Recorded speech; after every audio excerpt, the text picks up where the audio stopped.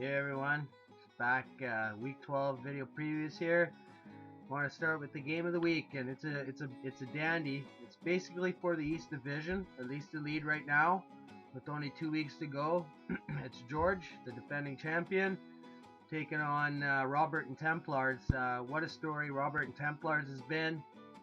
Sitting at 5-6 right now. George at 6-5. This is definitely going to be one to watch. It's by far the game of the week. I think that if George somehow loses this East Division, you got to look at his season as being a complete disaster. Whereas Robert and Templar is no doubt exceeding expectations. I mean, he had the injury problems at the beginning of the year with Kelvin Benjamin, one of his top picks, going out for the year, and he's been able to manage his team to be in this position. So definitely going to be one to watch out for. Congratulations to the winner in this one. Obviously, there's still 2 more weeks remaining after this, but this definitely could decide the East Division. Next up, we have a game that's pretty much fighting for playoff positioning. Fighting Geese and Rhodes versus Chris and True North. Both teams sitting pretty comfortable at 7-4. The closest teams to these records is 5-6. So really, for both of these teams, the magic number really is probably only one. I mean, there's a lot of different scenarios that I kind of looked at where other teams can make the playoffs.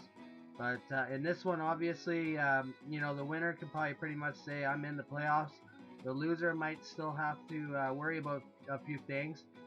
Looking at the schedule, I think this game's probably a lot more important for Chris. He still has 2 tough games after this one, whereas Rose, I think, ends the season with a couple of really shitty teams, really, to put it bluntly. So again, good congratulations to the winner in this one, and it's definitely going to be a playoff seed type matchup. Next up, we got Brian and the 12th man taking on Sean and Clinton Dix. Sean, you knocked me out of the playoffs pretty much, man. Not that I had much hope anyway. But basically for Brian and the 12th man, the train keeps rolling. It does look like Marshawn Lynch is going to be out, though possibly for the rest of the fantasy season. So that's definitely going to hurt. I mean, he does have Thomas Rawls, but anytime you lose someone like Beast Mode, it's definitely going to affect your team. And who knows, maybe Sean has another shocker to pull up his sleeve in this one. Next up, we got Milan Toronto Turnarounds taking on Mike and Brian Fantana's Lady Killers. Again, Mike's one of those 5-6 teams that still has a glimmer of hope to make the playoffs. I mean, I think he's done fairly well. It's too bad to see him leave the league, but it is what it is. Whereas Milan Toronto Turnarounds, I mean, hey man, you called me out at the beginning of the year. I think I predicted you to be 7-7. You've obviously exceeded that considerably, and you're still battling it out for that North Division. And I mean, you could rub it right in my face with the North Division crown, that's for sure. Next up, Justin and Falcon Power taking on Krista and Storm.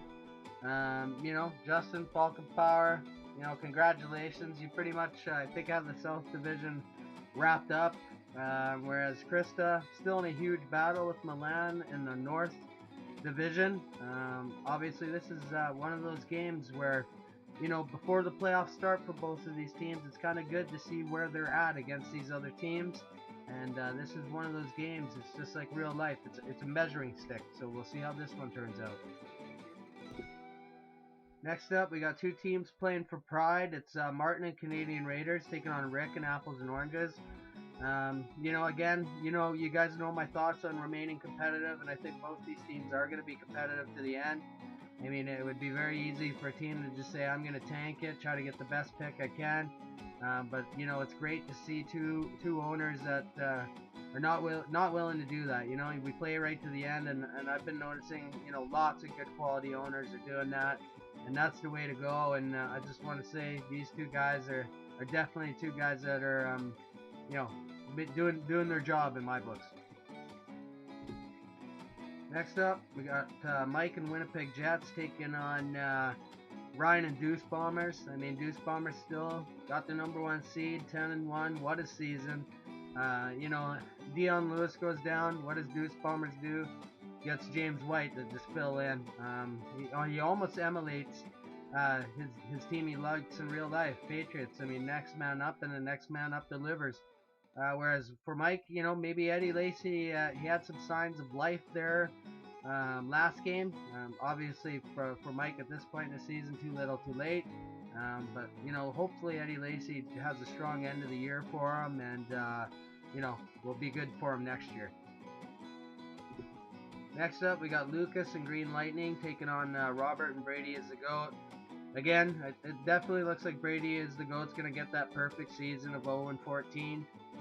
For Lucas, Green Lightning, I mean, what a disaster, really. 5-2, loses 4 in a row, and pretty much I would say he's pretty much done out of the playoffs. But you know, again, it's just you want to have a strong finish, and I'm sure Lucas is one of those guys that is definitely going to try to have that strong finish, even though he looks like he's out of it. Whereas you know, for Robert, can it get any worse, really?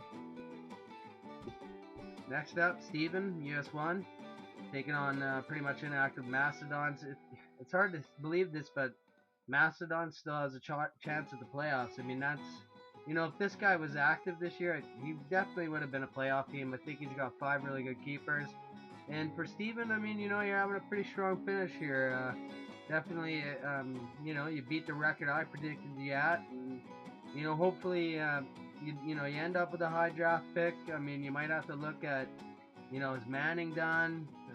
You know, there's a lot of holes you need to look at filling, but you know, good strong strong finish to the year, and you know, I hope you beat inactive Mastodons. You know, any inactive team I want to see lose, really. So I'm rooting for you in this one, Steven. And in this week's stinker of the week, yeah, it's me, the commish. I'm in the stinker of the week. I never thought I'd be here. I'm taking on inactive Thunderbolt 777. You know, to me, it's depressing. An inactive team has better record than me. If you look, I got the 3rd highest scoring points in the league, but the most points against. It's just been one of those years for the commish. It is what it is. You know, I'll be back full force next year. I'm gonna, you know, play hard here down the stretch, and you know, I'm hoping I'll be in the consolation playoffs. I'm hoping I win it. Unfortunately, you know, Sean, you're probably gonna get the #5 pick if I do. But either way, you know, it is what it is, and you know, like I say, I'm in the stinker. I'm the stinker this week, guys. So, anyways, good luck to everyone here for week 12, and look forward to next week and week 13. Have a good one, guys.